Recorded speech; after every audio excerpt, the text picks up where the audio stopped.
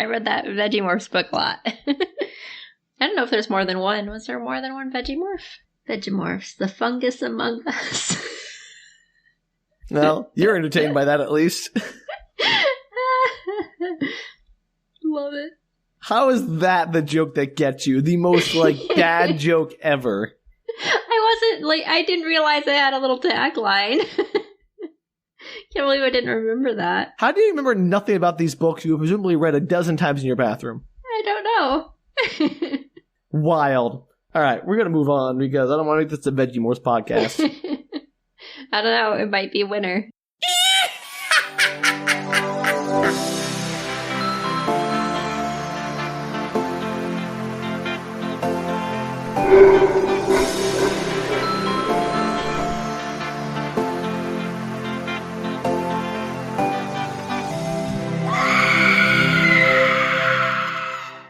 Hello and welcome to Spook Retorts. The third annual, Sam. Third annual. I'm Sam. I'm Danielle. And this is the podcast where we share spooky things with our friends that are very weird and they don't know what we're talking about. Yay, Spook Retorts. I love Spook Retorts. I know. We're a little late getting started, but we're going to come back spookier than ever. And Danielle, I have the spookiest thing in the world for you today. Is it Hyperion? It's Hyperion. It's a spooky thing of you trying to remember what we did in Hyperion. Don't worry, next week will be the usual spooks. No, I think this is going to be the spookiest thing ever for people who are afraid of science fiction and space operas. And the Shrike? Is the Shrike in this book? Oh, Danielle, not yet. Oh, gosh. I mean, actually, no, that's a lie. So upsetting. The Shrike is, of course, in this book. But first, I want to give a quick shout out to our friends, the Authorized Novelizations podcast. We recently did an episode with them, and it came out last week. Yay. It's about the Starlight Barking, the Dodie Smith sequel to 101 Dalmatians. So if you want to revisit that insanity with a different group of people, but still us, just with other people at that time, please check them out. Yeah, if you want to brush up with our recap of it and then listen to our breakdown of it with them, that'd be a good double feature, I think. I think that'd be an excellent double feature. In fact, listen to ours first, then theirs, and then ours again to see how it might have changed your perspective. And maybe theirs again, too, just to make it full circle. Also, we wanted to give a shout out to one of our favorite podcasters and podcasts with Dustin. He has two really great podcasts, and the one we're shouting out today is Dustin Can Read and Watch. He expanded his pool of things he can do. It's worth checking out. It is. So listen to the little promo and go check it out. Are you an adult that wants to read but doesn't really have the time or the attention span? Are you behind in your TV viewing and just want to know what's out there? Well, look no further than Dustin Can Read and Watch! I'm Dustin, and we've got modern and retro young adult and middle grade books. Dustin Can Read. We've got television and movies. Dustin Can Watch. Recent comedies, supernatural, musicals, and even the MCU! Show only meant for adults. Parents suggested to listen to the program before subjecting their children to idiocy. This program is not always safe for work. For more info on this podcast, hit me up on Instagram at Dustin Can Read or on Twitter at Dustin_Holden. Don't miss out. It's all going down on Dustin Can Read and Watch. And we're back. All right, Danielle, it's time to get this spook train going. Choo-choo. With the spookiest thing ever, Danielle. Spook. Yes, thank you. Okay. Great. Perfect. Love it. A+ Foley work there. I am here for Spook Retorts. I know. So let me terrify you by asking you, Danielle, can you, just to get us started, recap in brief the entirety of Hyperion for our listeners? Can you recap the space opera for us? Yeah, just recap the first book. Just, a few sentences here and there about each story, just so we can get caught up. Because it's been a while. We had a bit of a break. We all had to recover from the complexity and insanity that was Hyperion. But before we dive back in, I want to get everyone caught back up. Oh, God. Okay. I can't even remember all the books, to be honest, but let's There's only one book, Danielle. Just a lot of stories. All the books within the book. It's very meta. Books within books within books. There are a bunch of travelers, people. Oh. What's the word I'm looking for, Sam? The word you're looking for is pilgrims. Pilgrims! They're doing and a pilgrimage. And the number you're looking for is 7. Yeah. 7 pilgrims to Hyperion because... What is Hyperion? Okay, Hyperion's a planet that has a potentially evil, or maybe not evil, creature on it called the Shrike, who is sharp. That is a good description of the Shrike. In one word, describe the Shrike. Sharp. And Spot on. Seems to be guarding or something the time tombs on this planet, which, I don't know, move forward, move back in time. It's unclear what the time tombs do. It's pretty clear they move backward in time from the future. Sure, that. And so they are going there because, chaos? There's... The time tomb's open? I forget. What's going on? Why? Everybody's evacuating Hyperion. So the time tombs are opening, which means that they are coming into sync with our time, and whatever their contents are from the future will now be revealed. They appear empty up until this point. And also, there's an invasion happening. Oh, of the Ousters, right? Ousters, that's right. They're coming to maybe attack or invade Hyperion. But they might be good guys, not bad guys. Who knows? Well, I mean... What's really good, Danielle? We haven't figured that out yet in this book. There's a lot of gray in this book, yeah. Yeah. So they're heading over there to help with the evacuation and kind of figure out what's going on. Well, they're going over to figure out what's going on and hopefully resolve some of Hyperion's issues. And so this book contains 6 of the 7 characters' stories because one disappears in a bloody mess before. Remember his name? No, not even a little bit. Perfect. We'll get there, I'm sure. Oh, perfect. So, Let me tell you the first story. The first one is the priest or whatever, right? Leonard Hoyt. I don't know how these stories really even matter, but Leonard Hoyt is the priest, and he goes to another planet. It's the motivations for all the characters. Sure. Well, Leonard's story is not about himself. He's telling the story of Father Paul de Rey. That's right. Father Paul de Rey, who shows up on this planet and ends up Hyperion, with this... Yes. Oh, really? I don't remember. That was so He goes to months Hyperion, ago. He finds the Bakura, the lost tribe there. Yeah, and it's just a bunch of people who keep, repopulating themselves. They keep resurrecting. They keep regenerating themselves essentially by wearing these weird little crosses on them. This book's very religious in a very weird way. It has a lot to say about religion. Again, I am not trying to state any particular opinion on religion that's coming from us. I'm just trying to tell you what this book is saying, and all I can say is I don't know what it's saying. So they have these weird little embedded crosses into their skin, like a coral type they call thing. A coral parasite, or they call them parasites. And so as long as that exists, the person can keep regenerating in their semi-original form. It regrows their body, but they lose their humanity. But he ends up getting taken over by one and dies or something.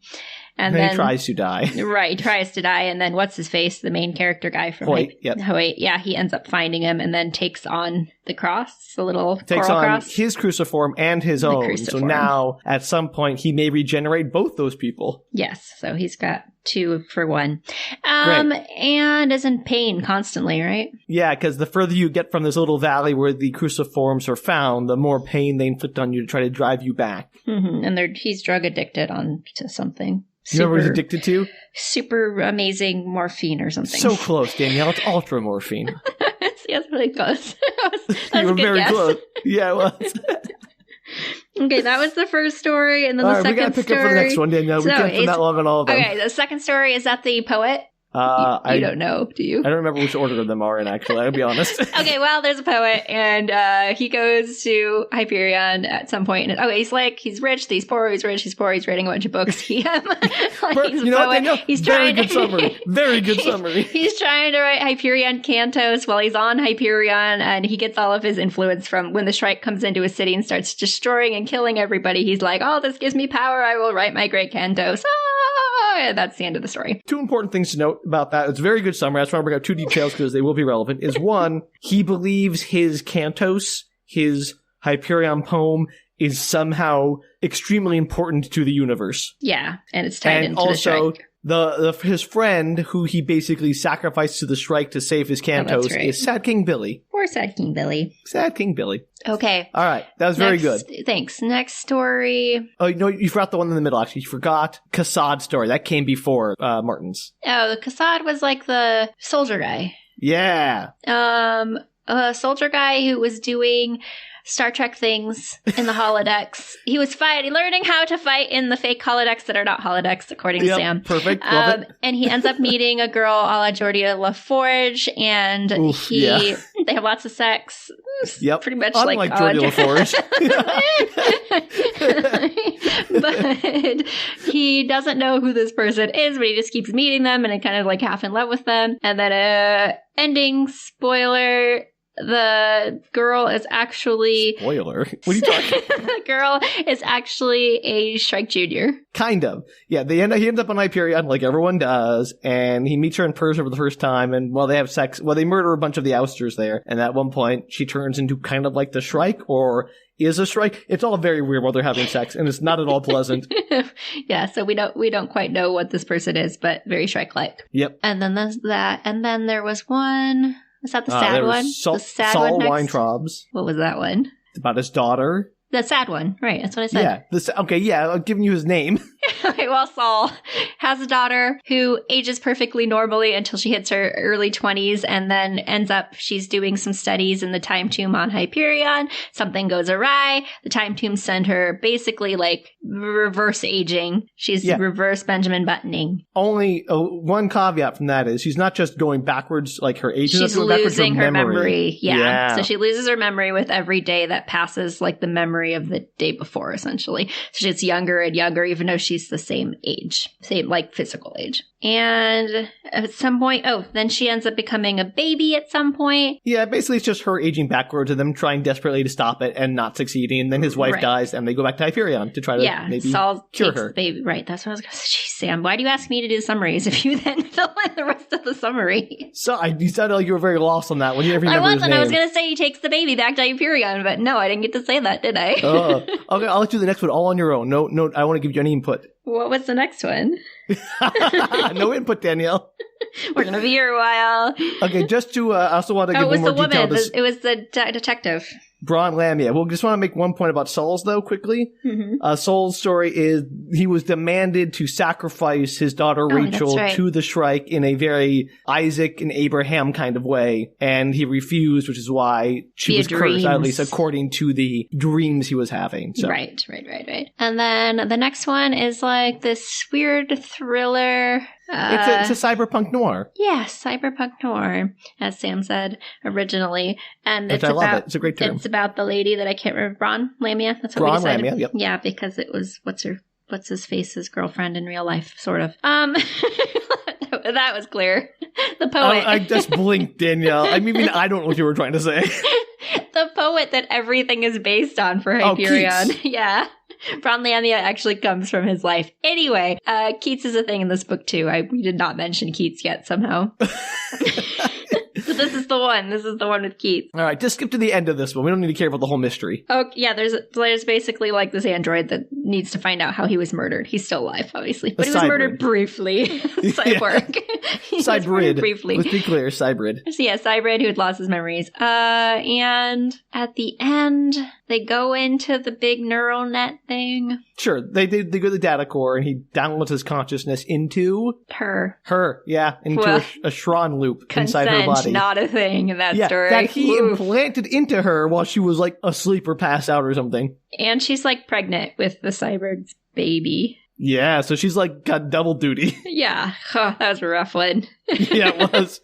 All right. I think there's only like, one or two more? I can't. We're skipping Hetmastine, the true voice of the tree. He's the one we're skipping because he died, or supposedly. Disappeared in a bloody mess. Right. Whether fake or real, we don't know. What's the next one? Isn't that the consoles? Oh, yeah, the boring one. So mad about that. We're going to skip that one entirely. I think it's just about him. It's about his grandfather going back and forth on his ship to this planet. And having sex with a woman there. Yeah, ages differently than he does because he's traveling in through space and she's not. Yeah, exactly. So he's getting all this time debt from near light speed travel, and she's aging normally. So he stays relatively young, she gets old. And then they all hate the hegemony because it takes over their planet. Mm-hmm. And then the console betrays the hegemony to the Ousters and causes the time tombs to open. Yeah, so good job. Yeah. And was there another one? I think that's all. Did we do 6? It felt interminable. Good job, Danielle. Like, what you did in this 10 minutes was more than I did in 6 episodes of Hyperion. Months worth of Hyperion. You don't actually need to listen to those. You can just listen to that summary I gave you. I'm sure it totally made sense. Everything. That was mostly for me, Danielle, just to know how much you actually remembered. I thought Hyperion. That was surprisingly decent. I was going to say, Danielle, I am impressed. Even if we forgot a story, it's probably fine. All right, well, let's get back into it, Danielle, with the 1990 novel, The Fall of Hyperion. Yay! You're so excited. I am. This is going to be great. What a way to start off Spook Retorts with the spooky sci-fi. I can tell you, Danielle, it's spooky how much setup and background there is in this opening 7 chapters. No! Why, God, why? All right, it opens with the line, "On the day the armada went off to war, the last day of life as we knew it, I was invited to a party." Oh, good. The new narrator identifies himself as Joseph Severn. If you don't remember who that is. Why do I have? Why? No, Danielle, you know who Joseph Severn is because he is the doctor friend of Keats who was there when he died. No, that's not. No. Yes. Joseph Severn was the doctor friend of Keats who was there in Italy when Keats died and took care of him. And also was a painter. I mean, you can pass all you want. We're here. This is happening. Let's do something else. Like, bring back a Dracula movie or something. Danielle, you're going to do this. This is you facing your haunted house. Like, you like Dracula stuff. It's not scary to you. This is scary to you. Okay, let's do it. He's arriving at a party at the government house on Tau Ceti Center. As he enters the grounds, a guard informs him that CEO Gladstone, remember her? Yeah? Yeah, wants to speak with him later that evening. He wanders around the party a bit, observing the opulence, and then mentions that the river Tethys, the only web-wide river, flows through the government house, and it flows through more than 200 worlds using permanent forecaster portals. So it's like a river that you can sail down across all these different worlds, which is pretty cool. But of course, all the riverfront property is housed by the wealthiest people in the web, because, you know, that's how these things work. Yes, that's how everything works. I've already lost you. So he then goes to the buffet table to fill up on an array of food and then finds a table to sit at with a very striking woman who starts a conversation with him. Is it one of our characters from the other book? Oh, absolutely not. Are they even in this? Danielle, we will get to that. Oh, God, okay. Why did I bother learning any of these characters if they're not even in it yet? Danielle, no, that's the next book where everyone's different. Okay. So this woman, he observes, appears to be maybe younger than him, although he knows she's in her late 50s. She appears to be younger than he is at 26 because of all of the Paulson treatments she's had and other cosmetic surgeries. Ooh, she fancy. I know, exactly. So he introduces himself as Severn, an artist, and she's all, "Oh, I remember you," although he knows she's lying and just accessing her comm log to get info on him. I want that skill. That'd be awesome. Right? Could you remember, like, I forgot this guy's name. Let me just tap into the comm. Oh, yeah, okay, great. George, got it. That's like my daily existence at work. Me just wishing I remembered people. And also very creepy. I don't care. I like it. All right. So she introduces herself as Diana Philomel, and Severn seems to know about her sordid past, like how she poisoned her half-brother when she was 9, and how she married a senator, which is how she's here now. Is that, like, proven that she poisoned her half-brother when she was 9? He just says that like it's a fact. Like, she used to work as a prostitute on Heaven's Gate and, like, poisoned her half-brother when she was 9 and all these other terrible things, and that's how she clawed her way to the top or something. Are there no repercussions for people who do illegal things? I do not know the answer to any of these questions. Apparently it's just politics in the web. Oh, jeez. It's rough. So Severn is asking her if he thinks this war was necessary, and he's speaking of the war of the Ousters at Hyperion, and she's like, "Yes, I'm all for this war." And then her husband comes over, who is a large man, and Severn compares himself to him, thinking, "My memory tells me that I once wrote a verse ridiculing myself as Mr. John Keats, 5 feet high, and thus how short he is compared to average men these days." Mm-hmm. Severn then asks the senator why the war is necessary, and he's all, "They messed with us, and now we gotta show them who's boss," and blah blah blah, jingoism. Weren't they kind of like pushed into messing with them? Yeah, so even though, as Severn thinks to himself, the Hegemony was really the ones who instigated all of this conflict. It was like, they're the ones who go to the Ousters and doing this, who got them to attack Brescia and to attack Hyperion and all these other things. So it's really their fault. Yes, it is. Well, that's not how politics work. So here we are. Not at all. Diana then asks Severn to draw her and uses a light pen to do so, and he thinks he does a pretty good job considering he had, quote, the RNA medication and lessons that had prepared me for the persona. The real Joseph Severn could do better. So they're at a party. Yep. And this person's just like, draw me. Yep. Okay, cool. He's like, this is like one of those annoying people. Like, oh, you're an artist? Draw me. Oh, you're a musician? You're a singer? Sing something for me. You know, like one of those people that everyone hates. I've met those people. Yeah, I bet you have. They suck.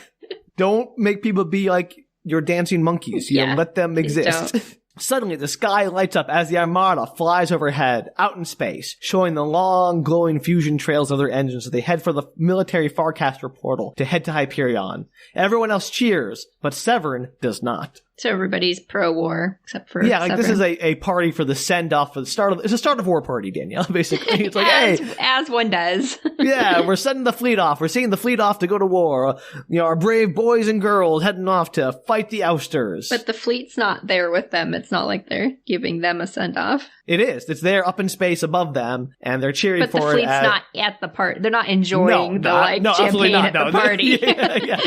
It's like, good job, everybody. We're going to celebrate you from the drinking ground. while you're fighting and dying. Good luck. You know, it's very modern politics of war. Rich people, man. Yeah, right. The worst. After all the hullabaloo, the party starts to wind down, and a guard comes to Severn saying, CEO Gladstone will see you now. As Severn enters her office, he gives us a long description of Meina, which I will spare you because I am kind. I appreciate that. So Severn, just to clarify, and maybe you explained this and I was tuned out early on. It. Okay, that's good. So Severn, you said, is the doctor that was with Keats, correct? Yeah, he was Severn, the real Severn, the historical figure of Severn, is the doctor friend of Keats, who was an artist and who was there when he died. Perfect. Italy. So this is obviously some kind of future version of him. This is something different, absolutely. Yes, and what it is alluded to. This book drops so many hints in the first couple of pages, like what this is. Oh, it's not a real, it's something special. It's obvious what it is. We'll get to it, I promise. Isn't it just the same thing as what Keats Jr. was in the other book? More than you would realize, Danielle. Okay, perfect. Say. All right. Sorry, I just want to make sure I didn't miss something while you were droning on about whatever you're droning on about. Droning on. You're really trying to turn our listeners off this episode, aren't you? You're like, everything's like, hey, everyone, don't listen to this episode. You're the worst hype man. This is awesome. Sam's doing such a good job, y'all. I can feel the sarcasm through my monitor. Hyperion. Oh, I gotta go clean out my headphones. The sarcasm gunked them all up. Give me a second. Spook retorts. Spook retorts. All right. Was that better? Do you feel more enthused? I just feel worse now. I don't know what to tell you. I'm doing my best, Sam. Look how much I paid attention to the first book. I was able to regurgitate everything in 10 seconds or less. This is pretty impressive. All right. So the only thing I'll say that he talks about with Meina is that she has large, sad eyes and how she's the strong leader of this end of their age. So in her office are a dozen other people. Gladstone introduces Severn to the others, and as she does so, Severn touches the data sphere to identify everyone. Their cabinet members, aides, senators, and a projection of a TechnoCore counselor known as Albedo. Okay. Gladstone indicates she's invited Severn here to give an artist perspective on the war, which causes some consternation among all the people there. Who are like, what are you talking about? I feel for them. Yeah, right. She's like, oh, this is totally normal, an artist perspective. I mean, maybe wars would be more better. More better is not a term, but you know what I mean. Less horrid. Yeah, less horrifying. If we did have some artist perspectives on them. Can't argue with that. They certainly can't get, well, I don't want to say that. They probably could get more horrifying, but they certainly could stand to be a lot less horrifying. Agreed. So she asks Severn if he has an opinion on their plan to rescue Hyperion from the Ousters, and Severn says simply, it's stupid. The war is? Yeah, the whole plan, the whole war with Hyperion's like, it's stupid. Everyone's like, grumble, grumble, grumble, what are you talking about? And so he elaborates that the Hegemony hasn't had a real war since its formation. So they're really risking everything by assuming they know how to fight one. Why did they start the war again? Do we know the answer to that? Not entirely. No. Okay. I'm going to make sure I hadn't missed something from the first one. So he's like, you've never had to fight a war before. And everyone's like, what are you talking about? We had to do the Glennon Heights Rebellion. And they're like, well, that's a rebellion. That's a civil war. And he was a force-trained person. So he was fighting with the same tactics that you all know, and he was fighting within the world web. He never strayed too far from the world web in his fight. And now Hyperion is more than 3 years away from the web, and you're fighting the Ousters, who have been out in space for centuries doing who knows what. Like, you don't know what you're getting into, basically. Right. And also, FYI, Hyperion is super weird because they have the Shrike, and we don't know how that's going to affect things. So really, this is all just a very bad idea. You never know. Maybe the Shrike's on their side. Honestly, Danielle, we have no idea. The Shrike's a mystery. There's some pushback from the various generals and admirals on, like, who is this guy? Gladstone says he's been commissioned to do a series of drawings of her for historical posterity, and thus has the highest level of clearance, because that's how that works. Meina? The official painter of Meina gets highest clearance. The T-level clear, whatever it said in the book, I remember. We need you to get like a full sense of Meina Gladstone to be able to paint her. I have no idea why these people buy that. Like, obviously she has ulterior motives for having Severn here, but these people are like, okay, sure, the court painter needs to have top secret clearance. Makes sense, Meina. You're in charge. No problem. I mean, she could have just said because they said so. It would have been a lot easier. Nah, they don't want to buy that.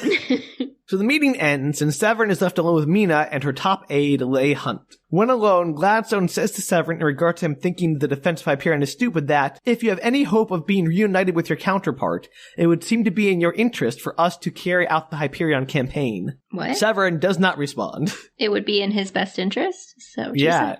So basically, if he wants to be reunited with his counterpart, it would be in his interest if they were to carry out the Hyperion campaign. Who's the counterpart? Danielle, we will get to that almost immediately. Okay, good. When Severn says nothing, Hunt asks if he knows why people are leery of cybrids. And Severn says, yes, it's the Frankenstein complex, fear of anything in human form that's not completely human. It's the same reason androids were outlawed. So I guess it wasn't because android slavery is considered bad. They just thought, yeah, that's too creepy for us to have android slaves. We're going to outlaw them. So the androids are outlawed? Androids are outlawed. That's not cybrids. Remember androids, the blue-skinned people who were on the Benares boat? Right. Who were the slaves? Who were the slaves. They were outlawed, but not because of the slavery, but because they were too creepy. So they've been outlawed even since they were slaves? No. I mean, they were slaves, and then they outlawed them at some point, and then the ones on Hyperion are not in the web, so they're not part of the laws of the web. Okay. That was a long way to go for something that doesn't matter. Sorry, I was just curious. I like the androids. They were interesting. Yeah, it's too bad they don't come back for a while. Meina then reveals that he's here because he has information she needs. Because, as Severn puts it, I dream. The contents of the dreams appear to correspond to the events occurring around the person carrying the implant of the previous Keats persona, which, if it's not quite alive, is still aware. So, what's her face? Brawne. Uh-huh. Yeah. So this guy dreams what's happening to the Keats persona that she's carrying. Why? Danielle. Boy, that's a question. Was he involved in a relationship with Keats at some point other than being Dr. Friend? Like, are they like one? Oh, all right. I'm just going to come out and say it. I think he makes it pretty clear at some point that he is another Keats persona pretending to be Joseph Severn. So there's just like Keats abounding. Yeah. This is all the explanation I think we get, is that because he's another Keats persona, he dreams the actions, the life of the other Keats persona. Why are there so many Keats? There are two, Danielle, which again, it's a lot for Keats. It's more than needs to exist. Clearly, this book and the TechnoCore disagree with you. Oh, there's so many Keats. Why is Keats like, I nothing against Keats. I like Keats. Why? Why is this so prevalent? Because this whole book is basically inspired by the Keats Hyperion poem. I know, but And because Dan Simmons has a real big, thing he for loves Keats. Yeah, he loves Keats so much. Which again, totally fine, but he's going to put as much Keats as he can into his books. Like, that's Keats fine. everywhere. You know what? Because of Dan Simmons, I have done more research on Keats than I've ever done in my entire life. So there you go. Thank you, Dan Simmons, Mr. Simmons, teaching us about Keats.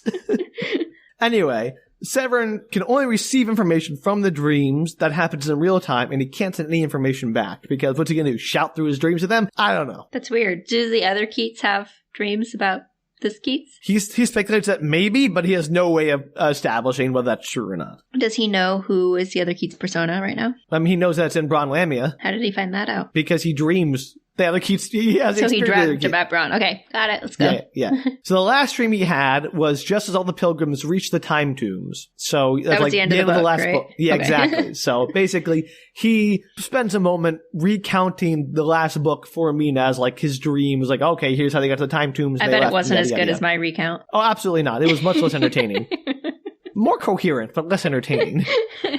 Who needs coherency? So Meina asks him what the statuses of the pilgrims are the last he dreamed. And the only thing that really of interest that comes out from this is that Meina knows Hoyt carries the 2 resurrection parasites. So like she knows everything that's going on, even the things that were like all the pilgrims were supposedly keeping secret. Like she knows all of it. So somebody's been tattling or somebody's bugged or something? Or like, so basically everyone's assumption about why they were picked, like she picked them deliberately, knowing all like that the council is going to betray them, that they had the resurrection parasites. Like she is doing this for a reason. Right. Well, I assumed that. She's more on top of it than others may have assumed, is merely what I'm getting at.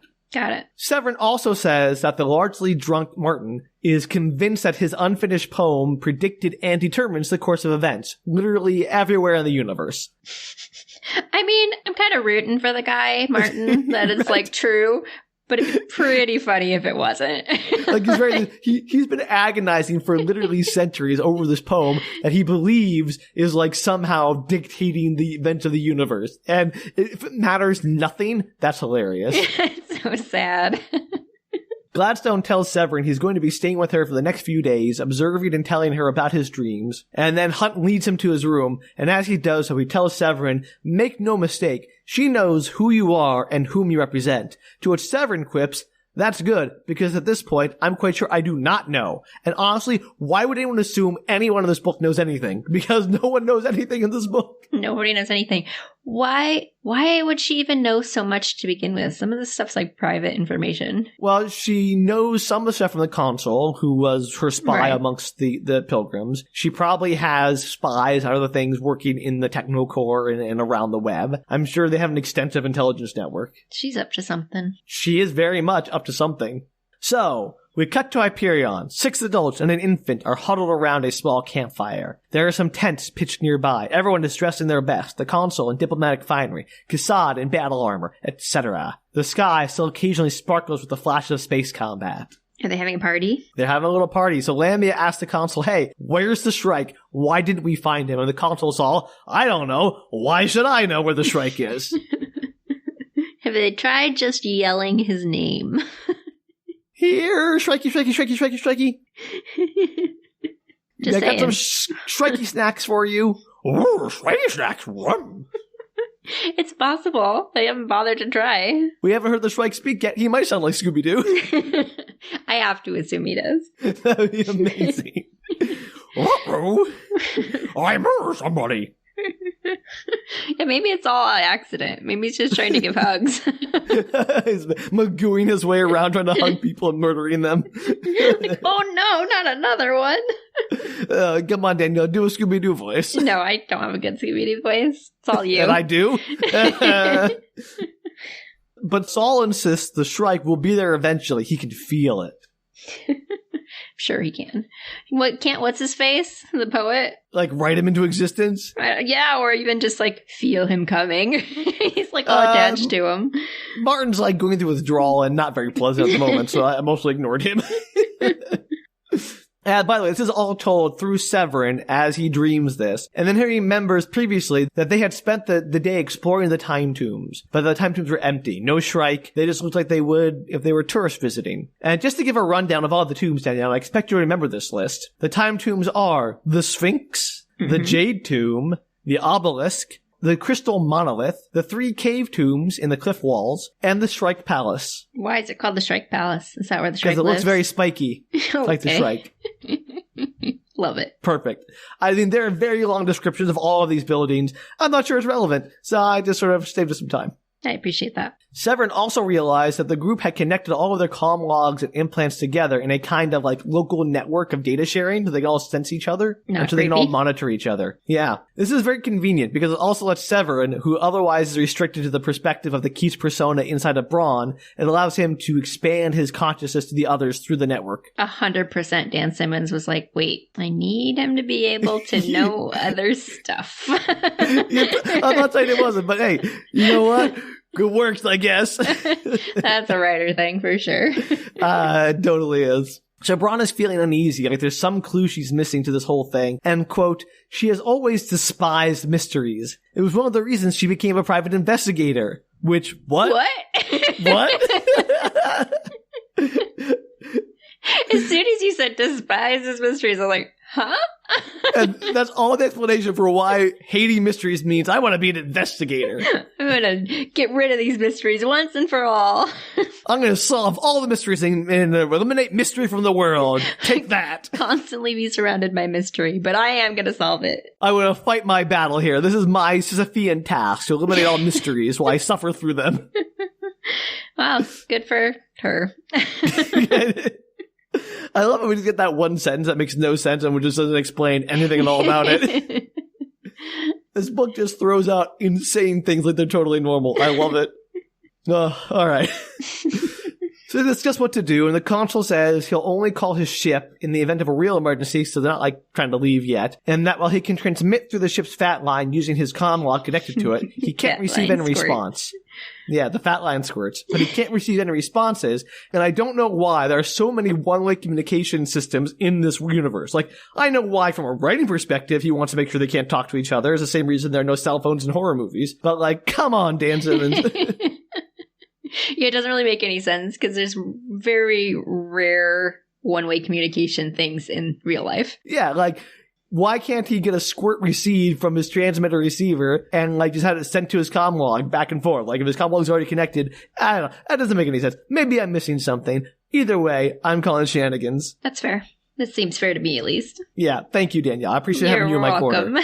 You and me versus all the people who are angrily telling me why I'm wrong. That's okay. Feel free. Yeah, I mean, we'll take it. Any engagement is good engagement. So Saul wonders if Het Mastine is still out there, since they didn't find him yet. And Saints is like, he could be anywhere. Maybe he even has gotten into the labyrinth through the entrance in the Jade Tomb. Maybe he just went ahead without us for reasons. Reasons that may never become clear. I would love if he just disappeared and the books never came back to it. It was just like, that's weird. It'd be kind of fun, like, some things in life just go unanswered. Some weird red herring. Yeah. There are mysteries in the universe that you don't get to know the answers to. I'm sorry, Brawne. I feel like that's kind of what this book would do, though. There are mysteries in the universe that you don't get answers to in this book. That'd be so good. I wish it, like, ended. I mean, when it ended with them singing Off to the Wizard song, that was great. Yeah, it was a thing, a choice that someone made. And if it just ended the entire series there, it would have been amazing. All right. Anyway, they turn in and go to bed, and so the Severn persona then dreams Brawne's dreams while she's dreaming them until she awakes suddenly due to some sound or movement. So it's unclear right now if Brawne knows about this other Keats persona. She almost certainly does not. Okay. So there's a massive sandstorm tearing through the camp. Uh-oh. And she realized that Father Hoyt, whom she'd be sharing a tent with, has vanished. Uh-oh, not another one. Pretty soon there's not going to be any left. She goes outside and notices the tombs are once again crackling with light and energy. So you know what that means, Danielle? Shrike is in the house? DJ Shrike in the house!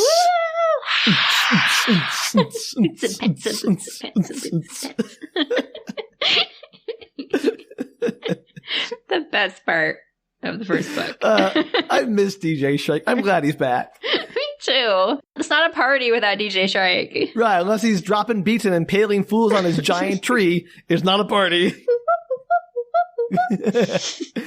Nice monkey noise. Thank you, Danielle. It was a squeaky noise for the spikes. Okay, yeah. Well, my monkey noise is completely different, Sam. Jeez. Can you demonstrate so I can know the difference?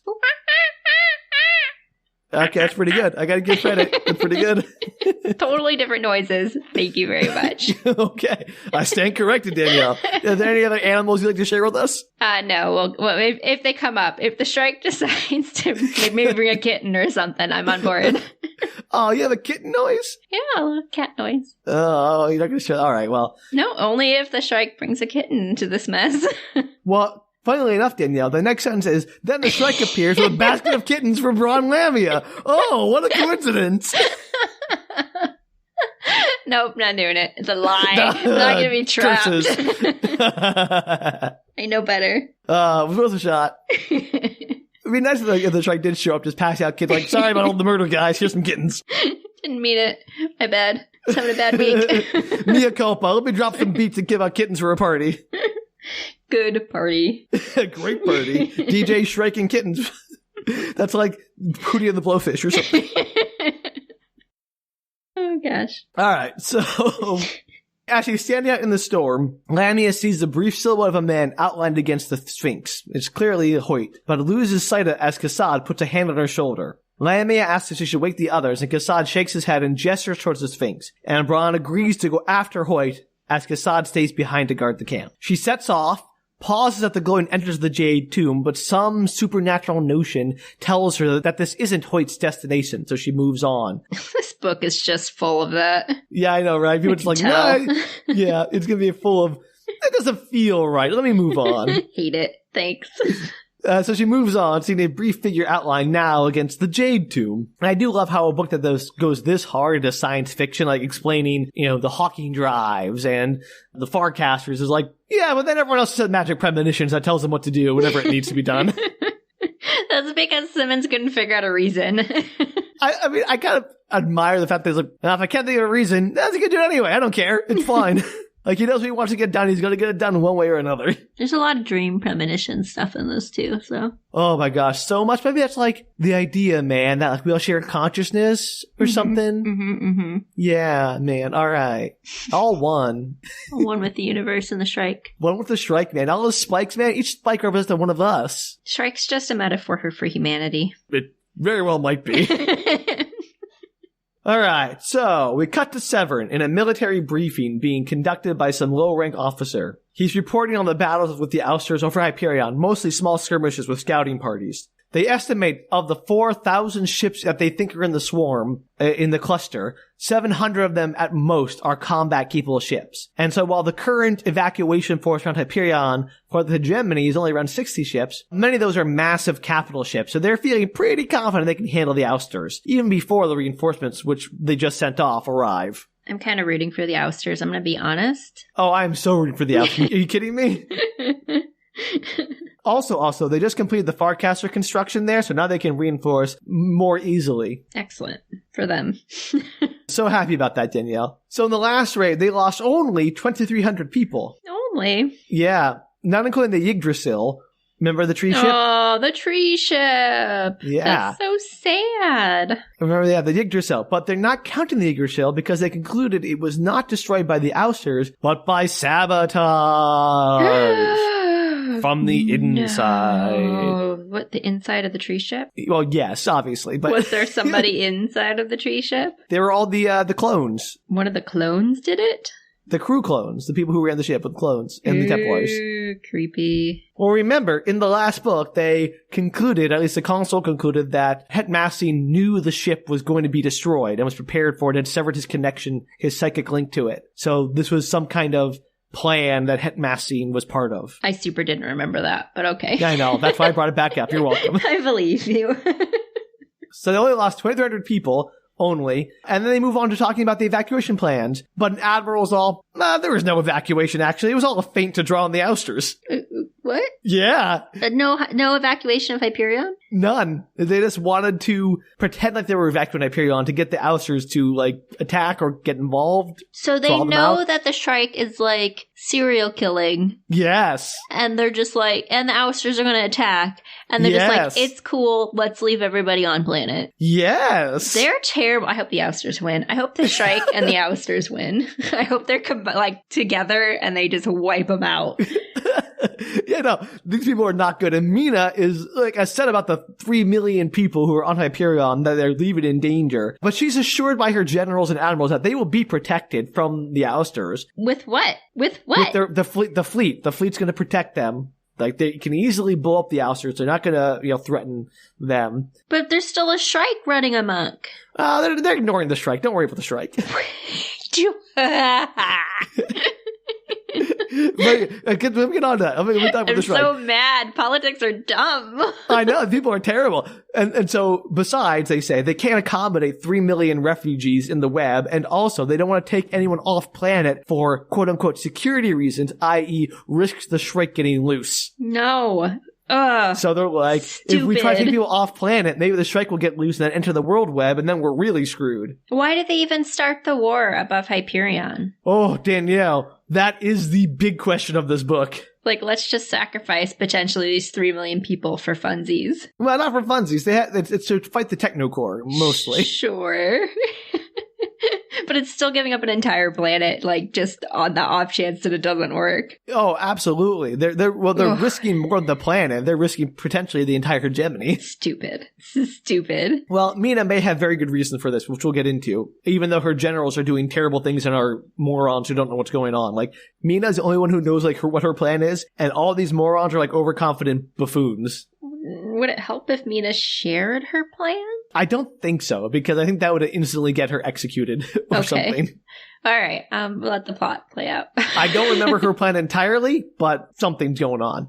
So they wrap up, and Hunt tells Severn that he's meeting with Gladstone later that afternoon, but is free to go about his business until then. So Severn heads to the Grand Concourse, which is another place, like the River Tethys, where many planets' markets are connected through large forecasters. So 200 worlds have all their market districts, like several blocks of their planets connected, and you can forecast for free between all these places. Okay. So Severn finds a bar and starts drinking hard. And then sometime later, he realizes that he's not alone. Diana Philomel is there sitting next to him. Oh yeah, that lady. That lady. She came back. I gave her a name. She came back. That's true. You don't bother naming people, I guess, if they're not going to come back. Like, I can't remember all their names. I can't expect you to. Thanks. I appreciate that. And she's all, hey, big guy, why don't you come back to my place so you can draw all of me? Yeah. And Severn, completely drunk, is like, yeah, let's do it. Let's go. Baby Keats, don't do it. Baby Keats 2, Electric Boogaloo. No. I need to come up with their names because all we have right now are Keats Jr. and Baby Keats. But when Brawne Lamia gives birth, it's going to be a Baby Keats. So we have to come up with a different name. Oh, Danielle, well, I'll leave that to you. You're doing such a bang-up job so far. Yes, so creative. So cut to Cassad, following Brawne from a distance.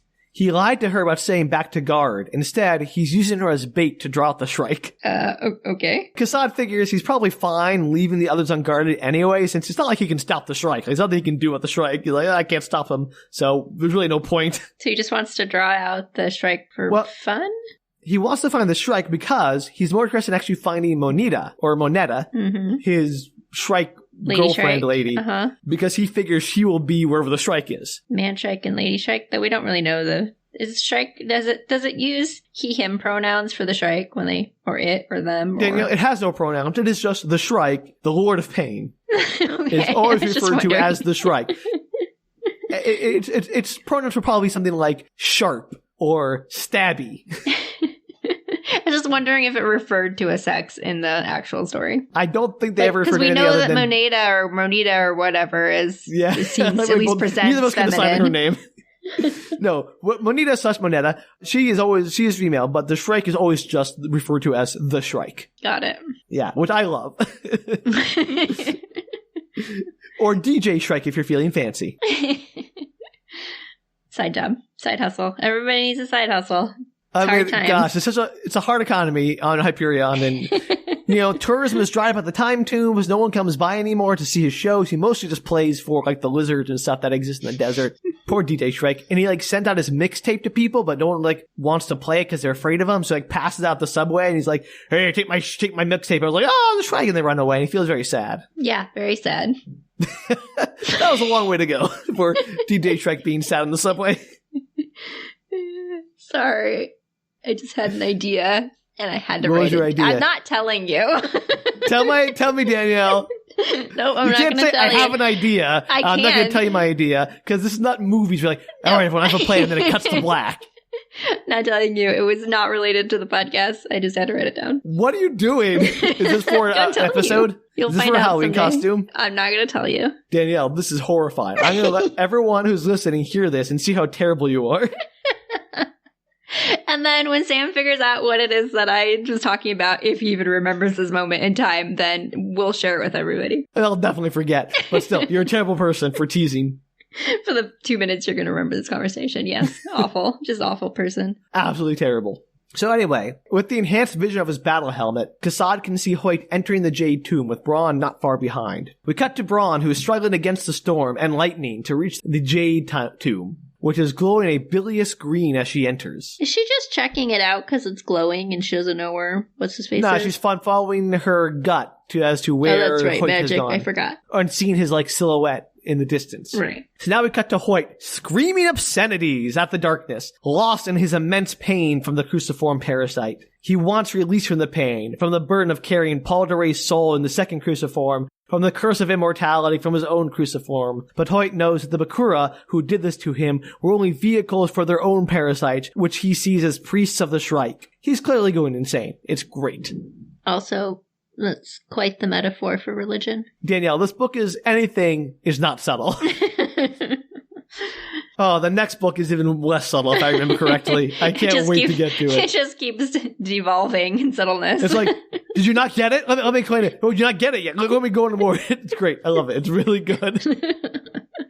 So he starts ripping off his clothes as he stumbles into a massive and hitherto unknown room. The floor appears transparent, and below a shaft that drops what seems like a kilometer below to a pit of fire. A trapdoor on the floor slides open, and he smells sulfur and begins to laugh at the cliche from the whole, pits of fire in hell. On his knees, sobbing, he claws the parasites until bloody. Suddenly hears Brawne call his name. She's looking not at him, but beyond him, to something behind him, as she raises her pistol and fires. He turns and sees the Shrike. Oh no! Ah, not the Shrike! It's the Shrike!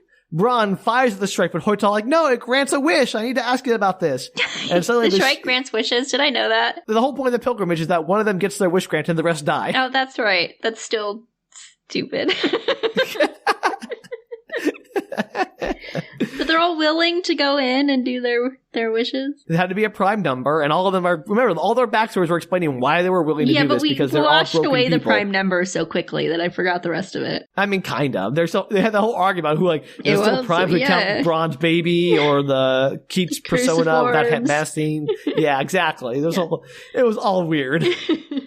It's like Simmons thought about it later and was like, oh man. I think it's fun that he has these ideas that the characters are the prime number thing, and then they're also we don't really know if it's true or not. We're just it's legend, and we're just gonna go with it. What else it's can you the do? people in the world not being sure about what's happening. That would be true in real life, though. Yeah, exactly. It's like an unreliable narrator in the story. Anyway, I think it's kind of fun. It makes it feel more real with the characters not knowing if the prime number thing actually makes a difference. Wouldn't that be funny? They do all of that. And then it did make a difference. They really did need a prime number. They show up, Shrike's like, oh, sorry guys, you need the prime number. You all die now. Womp womp. Oh, the Shrike voice. I missed it. So many Shrike voices. I have the Scooby-Doo Shrike voice. I have Yeah, but this is the one you used through the entire first book. Yeah, so. I know, right? It's my favorite so Shrike familiar voice. and fun. Glad we're back to that for Spook Retorts. I'm the spooky Shrike. Be afraid. Maybe Spooky Shrike should have a different voice than our regular Book Retorts episodes. Oh, I'm a spooky Shrike. Be afraid. Spooky Shrike. Spooky Shrike. I'm here to impale you. I'm gonna put you on my tree. I'm spooky Shrike. 1 pilgrim on my tree. 2 pilgrims on my tree. Oh, there's to be a prime number of pilgrims on my tree. Uh-oh. The Sesame Street episode with the Shrike on it was wild. What a time to be alive. Well, Elmo sure was he wasn't after he got put on that tree. So sad. Poor Elmo. And then Big Bird got hugged to death. It was the whole thing. Oh no. We're sorry, everybody. That was we are. unapologetically awful. Spooky. You didn't know Spook Retorts was going to go that dark. Look, it's Spook Retorts. We gotta go dark with DJ Shrike doing a set on the Sesame Street. You know what I want to see, Danielle, now that we talk about it? This is a tangent, but I'm doing it. I want to see the Mr. Rogers meets the Shrike. And like, well, Mr. Shrike, you are perfect the way you are. And the hugs you give are just lovely. We know that Mr. Rogers wins and he does not die at the end of this episode. No, Mr. Rogers would take the Shrike and like convert him to being a kind. Like the Shrike would then put like corks on the ends of all of his little blades so he could hug people better. Yeah. That'd be amazing to see Mr. Shrike, Mr. Shrike, Mr. Rogers neighborhood. Mr. Shrike's neighborhood taking over. Oh God, I don't know where we're going, Danielle. This has gone way off the rails. You're the one who brought it up. I didn't do it. I regret everything. I may cut all that. We'll see.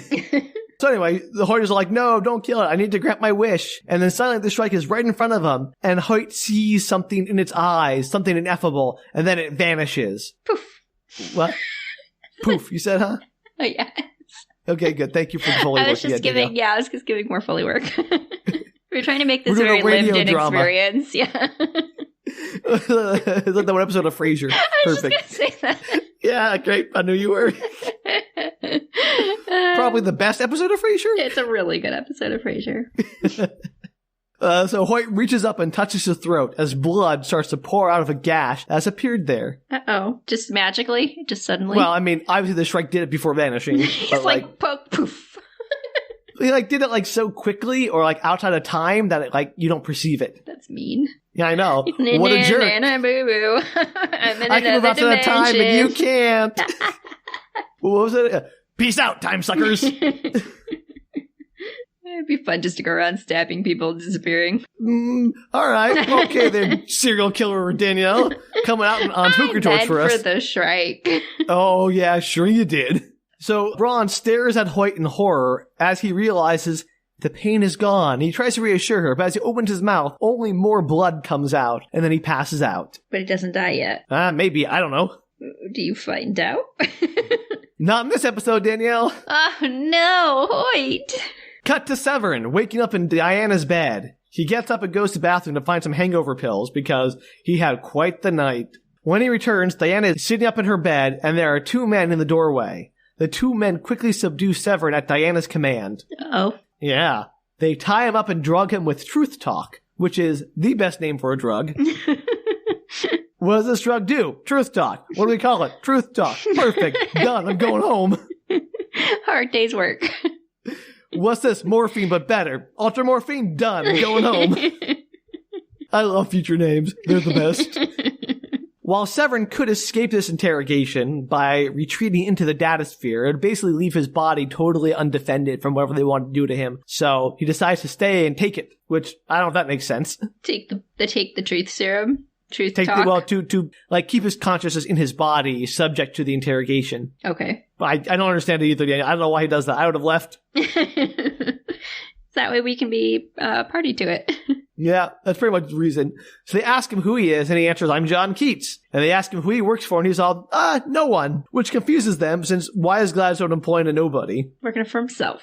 It's right. He doesn't work for the man. He works for one person. John Keats, persona, number 2. Works for that man.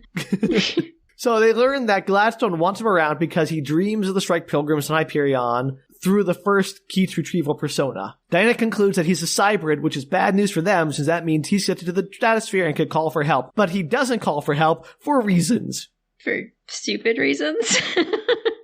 No reason that's ever explained. He just doesn't. That's dumb. He's kind of nihilistic, to be honest. Still. I agree. So Diana insists on asking a few more questions before they kill him and skip town. They learn he used to live on Old Earth, the real Old Earth, which is crazy to them. And one of the goons freaks out, so Diana blasts him. What? One of the goons is like, this is all too crazy. We're gonna get nabbed by the feds or whatever because this guy's like talking nonsense and is a cybrid and like wants to bolt, and so Diana shoots him. Where did she hire these people from? They're all very amateurs. It's hilarious. Also, Severn doesn't really know anything, like why Gladstone needs to know about the Pilgrims, why the TechnoCore made him, but he thinks that Gladstone manufactured the war with the Ousters as a bargaining tool in her conflict with the TechnoCore, since members of the core leadership, all 3 factions, the Ultimates, the Stables, and the Volatiles, remember them? Yeah, totally. Just like the first book that we did. There were 3. Yes. So... That was Such a random throwback. Yeah, well, they come back, Danielle. They're a big part of this book. Right. So those three factions, all of their leaders are afraid of the Shrike and the Time Tombs because it's something they can't account for in all their calculations. Right. And while the Shrike and the Time Tombs have a lot to do with everything that's going on, no one knows how or why. Could be bad news. So we've learned very little from this conversation. Yeah, that was super helpful. Thanks for sharing. It was mostly to remind you about the volatiles, the ultimates, and the stables. And to introduce you to Truth Talk. Which is the new talk show starring Danielle. Welcome to Truth Talk. Our guest today is DJ Shrike. Tell us the truth, DJ Shrike. With special guest, Joseph Severn. But not really. He's a Keats persona in disguise. Just kidding. Psych. All right, Danielle, for today's episode, what are we starting out with? Why don't you tell us what's going on in today's show? We're starting off with Sam telling us and continuing on the story of Hyperion. That'd be the worst Truth Talk episode ever. Come on. We're going to get canceled. Oh, well. You are not on board for any of my plans today, are you? It's a stupid talk show. And then you won't share any of your plans with me, all your ideas. So now I'm just sitting here with no ideas. Thanks, Danielle. You'll come up with new ones, I have no doubt. Terrible Give it like ones. 5 minutes, everybody. So they asked Severn what the core advisory council has predicted for the war, and that he says the outcome of the war will be the end of the hegemony, the destruction of the world web, and the end of the human race. And the only unknown variable is that of Hyperion, which might alter the outcome. So basically, Meina knows that the core is going to wipe out humanity, destroy humans everywhere, and the only thing that might derail those plans is Hyperion. And so that's why she's manufactured this war, so she can get to Hyperion and maybe involve it in the hegemony in a way that might stop the core. So how does she know that that's the TechnoCore's plans? I mean, it's sort of an open secret. Okay. So she's hoping that the war is going to put the Hyperion on their side? Opening the Time Tombs, when she had the consul go there and betray them, quote unquote, and open the Time Tombs, which precipitated this whole war, like, she's hoping that doing that, releasing the Shrike or whatever, might be what they need to do to save humanity from the TechnoCore. So, and the TechnoCore, remind me who's in the TechnoCore? It is the collection of artificial intelligences that we made that seceded from humanity and formed their own society. I mean, aren't we kind of on their side because humanity sort of sucks, especially in this book? I'm not saying she is in the right for trying to save humanity by doing all this. I'm just saying that's what her plan is. It feels like they kind of made their own bed. You know, very much so. They were not They made the AIs. Yeah, and then they were terrible to it. Yeah, again, none of this is surprising to anyone. No, Again, this is like real life. Yeah, she's like, how do you know the TechnoCore wants to wipe out humanity? I'm like, Danielle, it's a TechnoCore. Of course it wants to wipe out humanity. I was just making sure I understood the full plot, Sam. I know, I'm just saying, like, it's pretty obvious. Are you supposed to be rooting for the humans in this book, or is this just one of those, like... I'm not sure you should be rooting for really anyone at this point. Yeah, just very, like I said earlier, it's very gray. I think story. the only people you're supposed to kind of like are the pilgrims, like Saul and his daughter Rachel, like the most likable people in the entire book By so far, far. yes. Yeah, absolutely. That's only because she's a baby. Poor little Saul baby. All right. Is she now like 5 weeks old? Wasn't she 6 or something? No, she's like 6 days old now. She's 6 days old? Yeah. She's gonna like go out of existence. They have very little time to resolve this issue. Yeah, the clock is ticking. Does this whole book go over 6 days? I have no idea, Danielle. It might. Oh gosh. Poor little Rachel. Or Baby it might Saul. resolve in 6 days and then go on. Who knows? Is Rachel gonna make it? Find out some week on Book Retorts. I wish you could tell you which week it was, but I really can't. Find out one of these days. Maybe. So just as they're wrapping up the interrogation are about to kill him, there are a bunch of explosions and laser blasts as Leigh Hunt and a bunch of commandos kill the kidnappers and retrieve Severn. Yay! Hooray! I mean, he's already told him everything he knows, so who cares? Right. And Hunt merely says to Severn, "You're late for your meeting with the CEO." Womp womp. So they killed Diana or whatever too? Well, kind of. They knocked them out, captured them. They knocked them out. So what's the what was even the point of that whole scene? We will get to it. Okay. It comes up later. I don't want to spoil it. You're not going to like the answer. Yes, I'm probably not going to like the answer. So we cut to Severn, back in the CEO's war room with a bunch of other people observing the space battles above Hyperion on massive hollow screens. General Morpurgo, the guy in charge, is telling Gladstone, it's not good. While they're holding their ground, the Ousters have pushed in further than they expected. Shocking. I just can't believe it. I know. What are the chances? The Ousters have way more fighting ships than they expected, and they have all these small, heavily armed ships that can dash inside their lines and wreak havoc. It's like they've lived in space this whole time or something. Right, and are completely unprepared for what the Ousters were to bring to the table because they didn't know anything about them. I can't believe it. I'm just in shock. So much shock. So Gladstone wants to know how they underestimated the number of combat ships, since they said there are only 600 or 700, and there are thousands. And she's told that their intelligence was wrong, because, what do they know about the Ousters? They knew nothing, so they just guessed, basically. They looked up at the sky and they were like, looks like 600. Pretty much.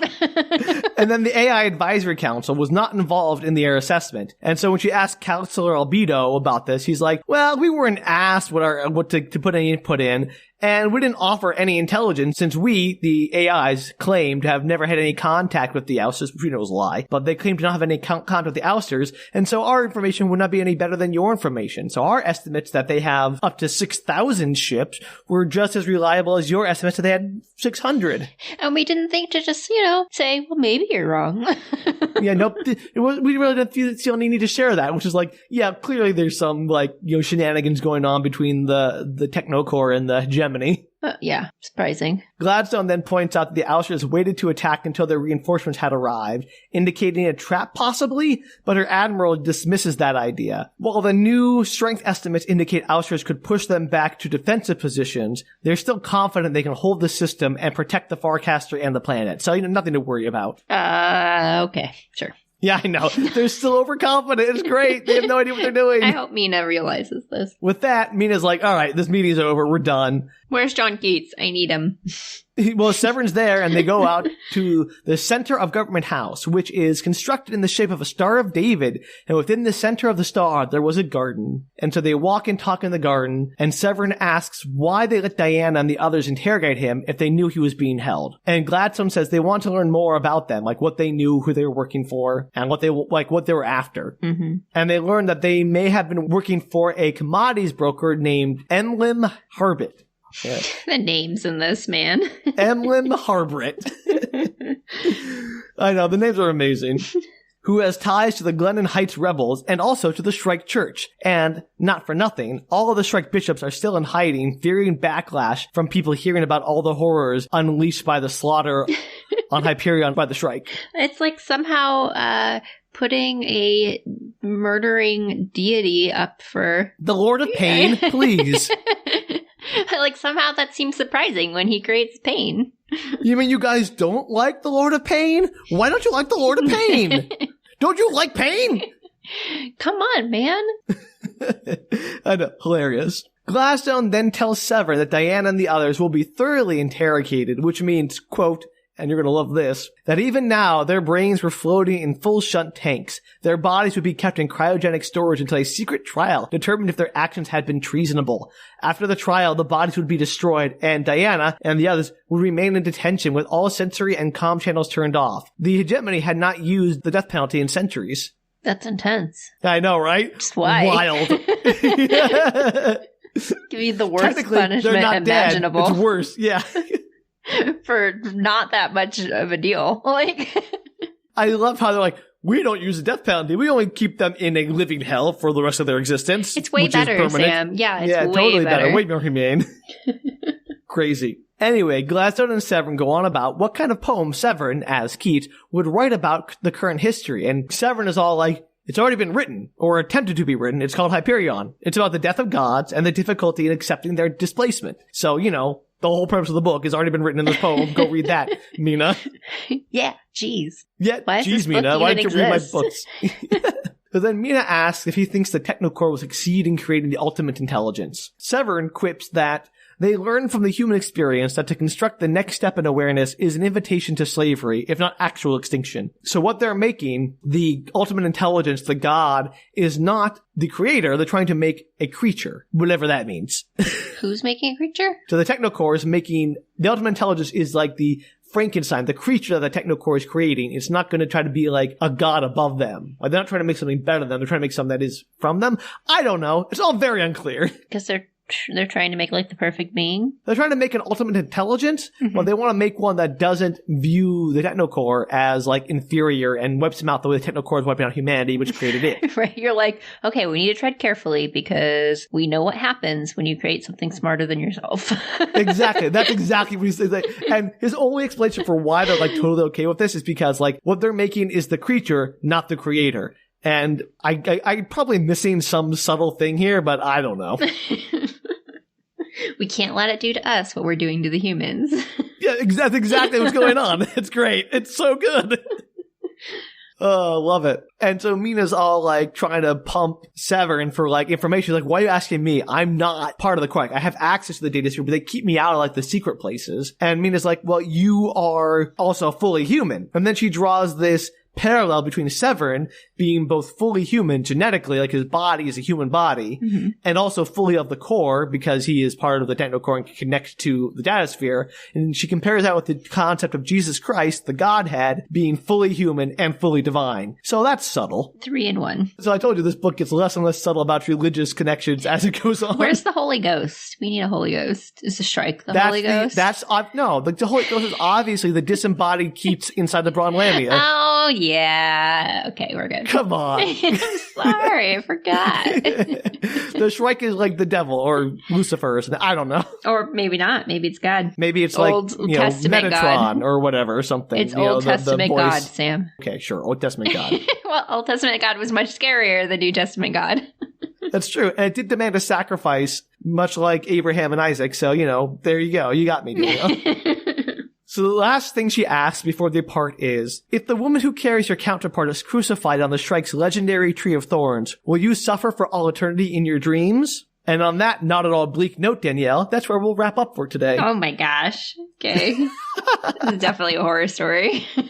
I told you, it's Spook Retorts. Can't believe it. How does it feel to be back in the Hyperion saddle, Danielle? Still feel as good as ever? Yep. Making me sore.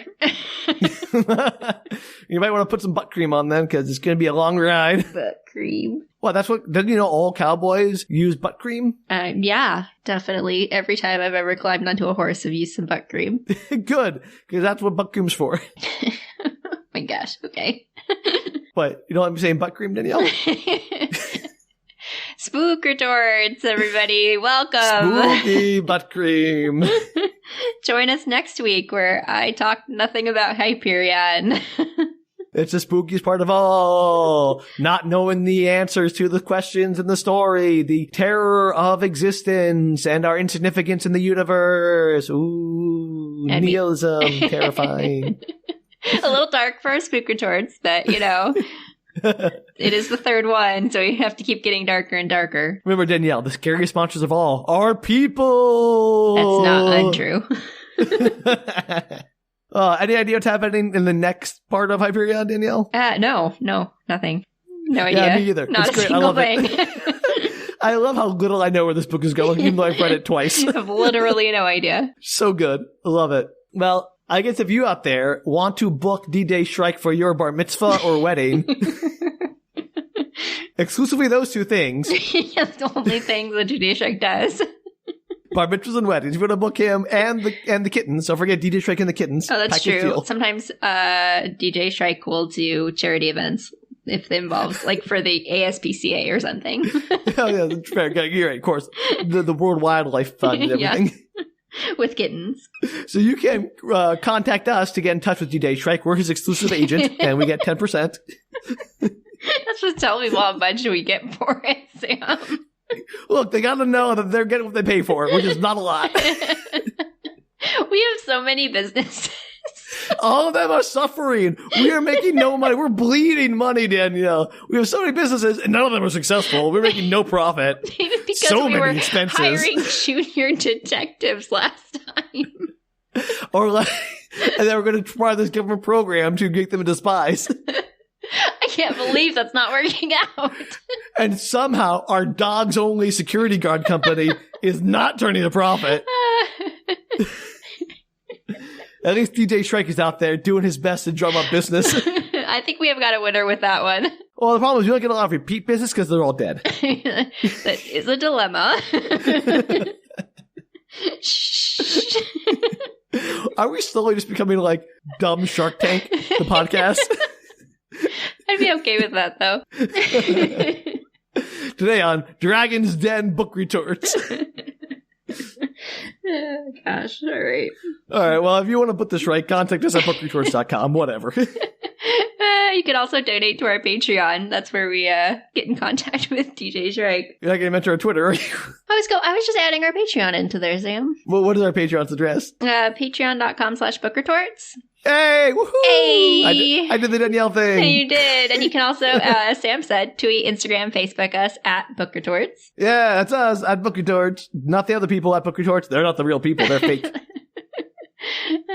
Yeah. All right, well, thank you for joining us on this very spooky Spook Retorts. And join us next week for more Spook Retorts, non-Hyperion related. So something Halloween-y and amazing, I'm sure. I'm sure. Well, until then, don't be murdered by the things under your bed and the ghosts in the closet or whatever. Or DJ Halloween Shrike. Things. Yeah, or DJ Shrike. Well, that's much more dangerous than any of those things. Watch out for humanity. Ooh, it's rough. Oh, the worst. That's way more dangerous than all of those. Well, until then, bye. Take care, everybody.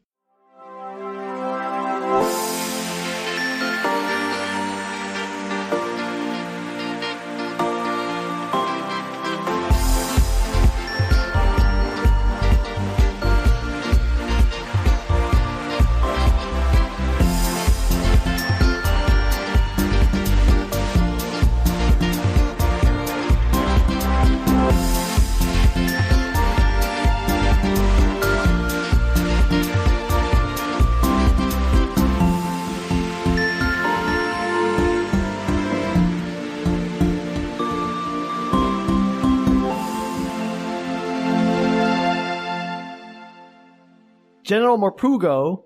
Morprugo? I forgot an R. I think it's Morprugo, but it could be Morprugo. It's Morprugo. I'm pretty sure. Let's find out. Let's find out today on Book Retorts. Go to Chapter 7. Chapter 7. Narrated by It is Sam. Morprugo. You're fired. I'm fired? Yes, as the announcer.